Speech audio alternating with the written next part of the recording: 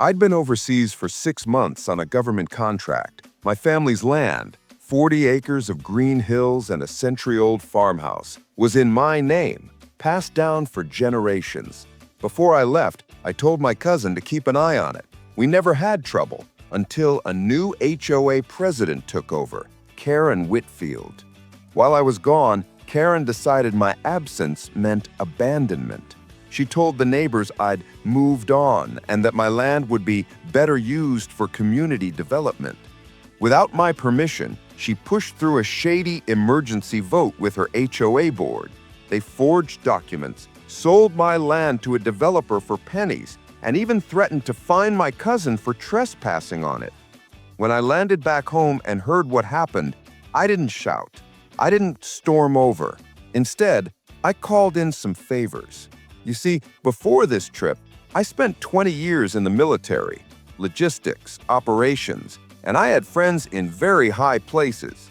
Within days, federal investigators swarmed the HOA office. Fraud, forged property transfers, misuse of HOA funds.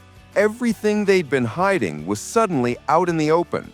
The developer tried to play dumb, but the paper trail showed Karen orchestrated the whole thing. In court, I dropped the final blow. My original, notarized, and county-sealed deed registered years before her HOA even existed. The judge voided the sale immediately, but I wasn't done. The HOA owed years of unpaid federal property taxes on their clubhouse land. I tipped off the right people. Within a week, the military, yes, the military, seized the HOA clubhouse.